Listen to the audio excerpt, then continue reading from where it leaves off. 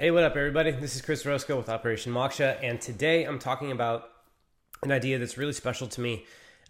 It's actually so special that I kind of forgot to talk about it up until this point because it's one of those ideas that's so foundational to my worldview and it's so essential to everything that I do in my work and my life and all that sort of shit that I kind of took it for granted and I forgot to even talk about it.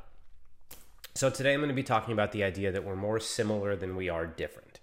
Now, before you write that off as cliche, silly nonsense, that you've heard a million times, that's devoid of any real meaning, I want to point out a couple things about this idea.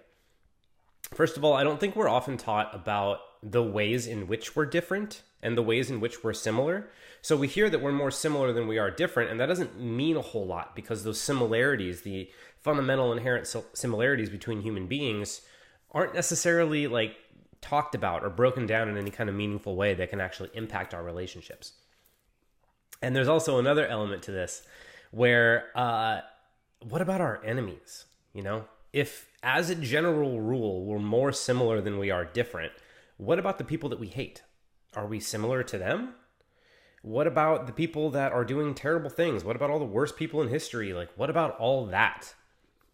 And so that's when it starts to get a little difficult, and that's when it starts to get a little bit more complicated.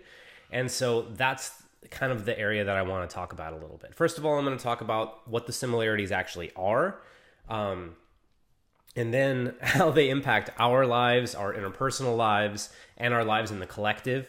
And then on top of that, talking about what to do about the fact that we might actually be more similar to the worst people in history than we're willing to admit. So, with that in mind, before I start breaking down what the actual similarities are, I actually want to first tell you that this is based off my observation and a little bit of study I've done here and there. I don't know that I haven't seen any clear literature on what human universals are. So most of this is going to be my assumptions and observations and things like that based on what I've learned and from my coaching practice and just my relationships to other people. So there's likely exceptions to what I'm saying, and I'm not fully aware of what all of them are. With that being said, I've proceeded with the assumption in most of my life that we're more similar than we are different, and I haven't really been proven wrong on an experiential and interpersonal level yet, in any kind of substantial way. So it seems to be more true than not. Granted, there are likely exceptions. I just don't know what they are at the moment. So with that out of the way, start talking about what some of these differences are, right? So I came to these understanding of some of these differences through my own healing, so to speak, right? I used to have really bad depression, anxiety, anger issues. I was basically not delirious. What's the word? Delusional. I was paranoid. I had social anxiety. I had all kinds of problems. I was just all messed up. And I was right about to kill myself. And then my friend told me this one thing that changed my life. She said, "You're not broken. You're just taking really poor care of yourself," which leads me to one of the first, similarities and potentially human universals, which is that we're not just one thing. That I, Chris, am not just one personality. What Chris actually is a combination of a bunch of different parts, aka they're called sub-personalities. And a good way to illustrate this is you have conflicting things, right? There's the part of me that cares about me, and there's the part of me that cares about you.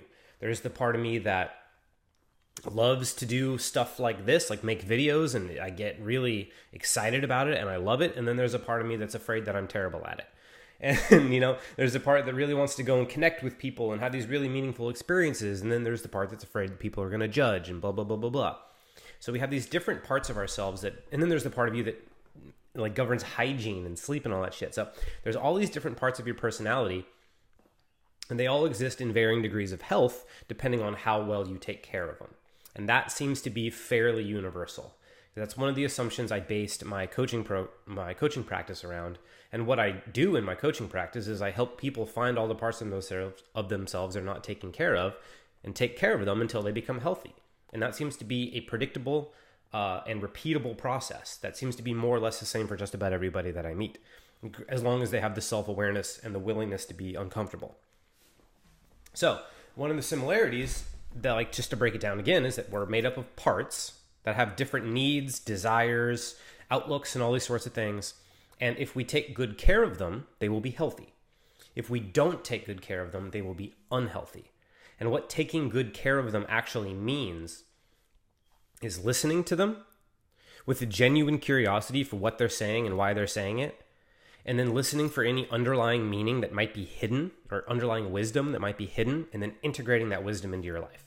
And a real solid way of saying this would be, let's say you've got this subperson, like you've got these conflicts between these two parts of yourself. One part wants to go out and do public speaking. The other part is terrified, right? Most people will just reject the part that, is terrified as this like hindrance, like, oh my God, this is a terrifying thing. Oh my God. But if you look at it and you love the thing and you let it express itself, you'll find out why you're afraid. And then sometimes you'll be able to throw a lot of stuff away, like this whole I'm not good enough stuff. When you just process that, that goes away. But sometimes you'll find reasons why you're not good enough. And it might be you haven't practiced. It might be you haven't studied enough. It might be you don't have anything that you feel good wearing on stage, blah, blah, blah. And you find actual stuff underneath what looked like a worthless hindrance to your life. If you're willing to listen to it, it becomes something valuable in a way you couldn't have imagined. And another really good example of this that'll lead into the metaphor I'm about to use later is the thing I had to integrate was my anger. I had serious rage problems. And they were causing me to think really scary things, like violent visions and stuff in my head. And it was terrifying me because I only wanted to be a good person. And the last thing I ever wanted to do was look at these things. But when I learned about the shadow and all these sorts of things, I knew I had to integrate this monster in my head that looked like just a destructive, terrible monster.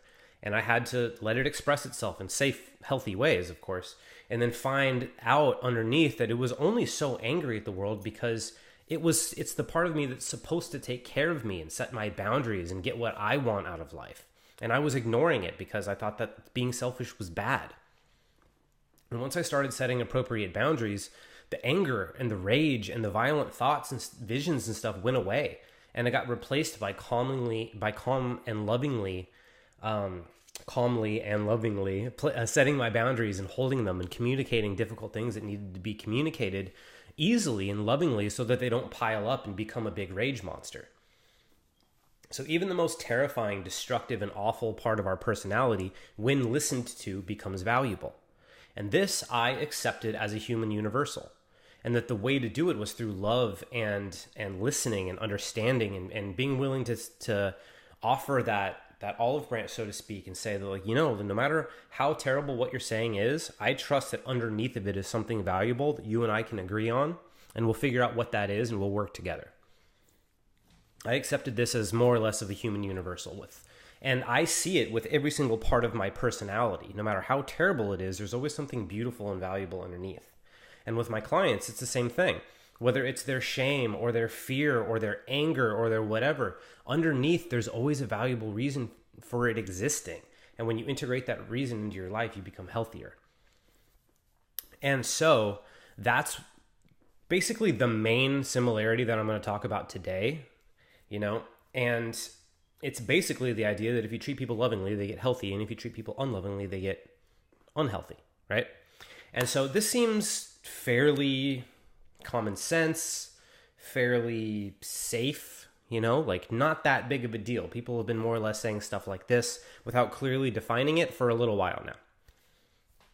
Here's where it gets difficult, is what does this mean about the worst people alive right now and the worst people in human history?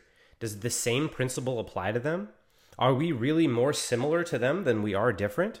Do we all share these human universals? Granted, there are some cases in which case I can't say because I don't have the education or the ability to do those kind of experiments and stuff. Like, I don't know how psychopaths and sociopaths fit into this. And they're like 5% of the population, possibly more because they're unlikely to seek therapy.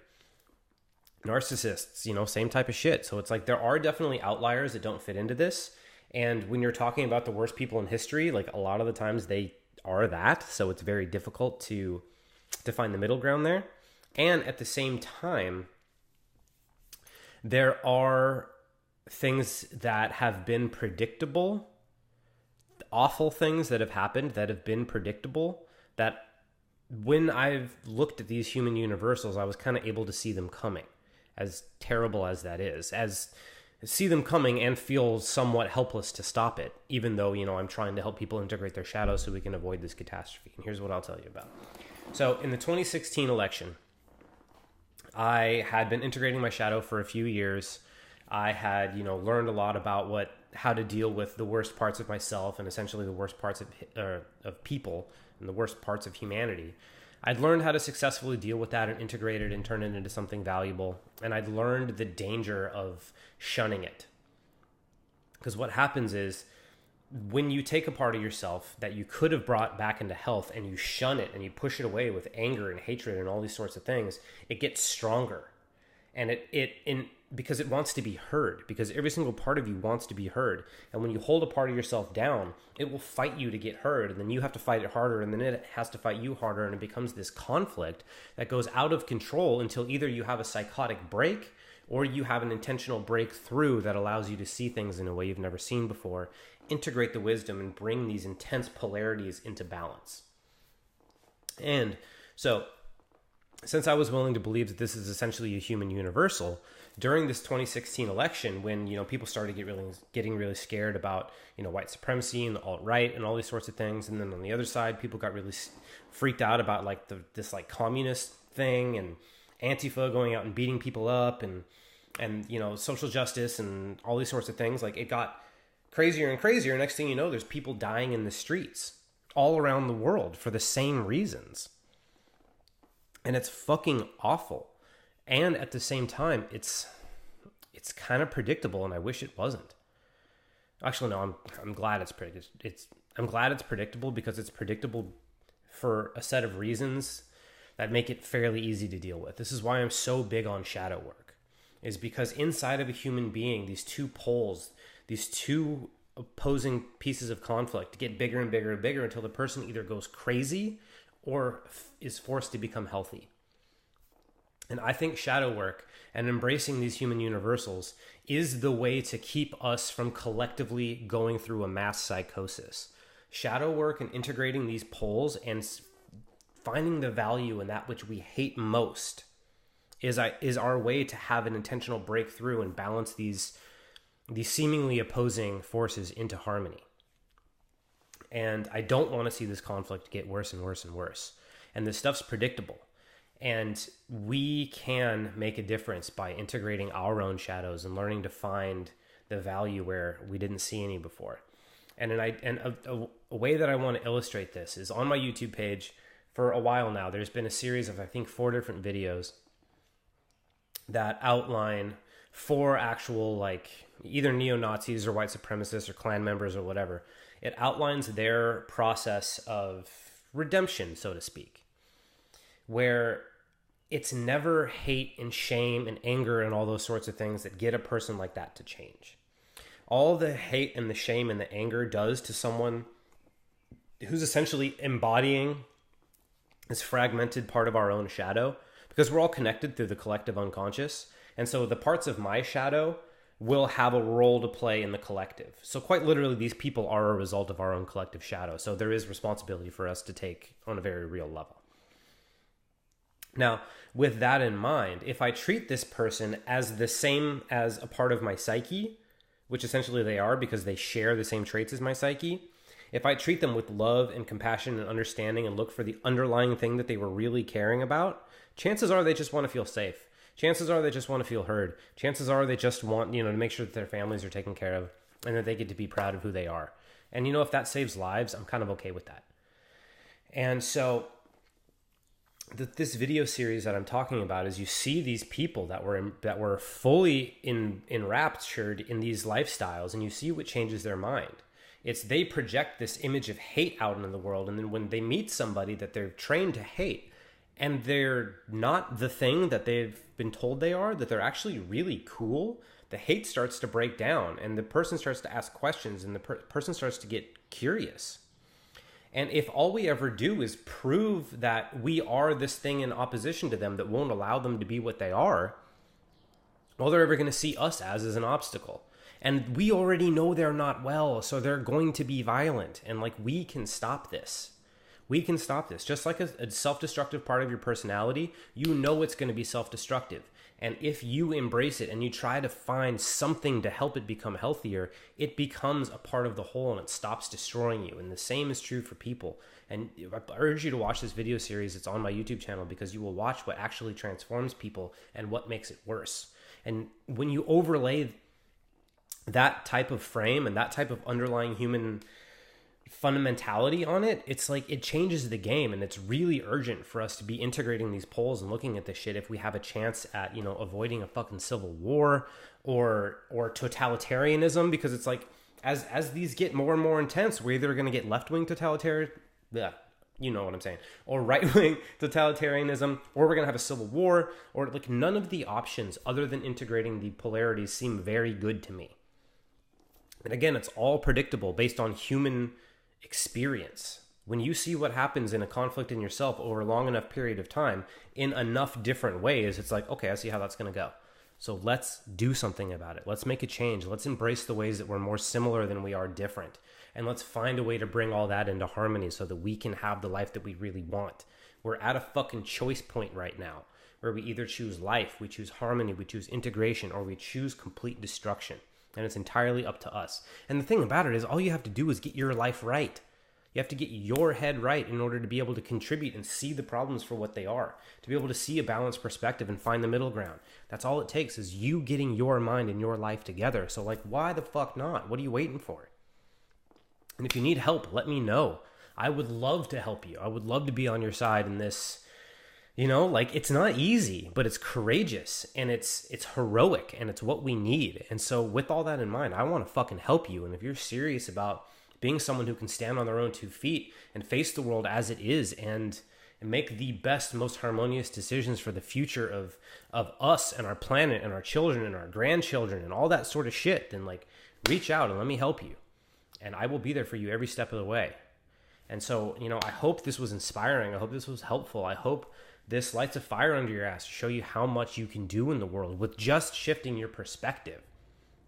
Bringing us all into harmony, we can start a fucking chain reaction and make the world a better place. You and me, we can do this. So I really hope that this was helpful to you. I really hope that this was inspiring, and I hope that you'll join me. And I hope that you'll reach out for help if you need it. And help me in any way, you know? I might need help. Who the fuck knows? But I love you, and thank you so much for being here. I'll see you next time.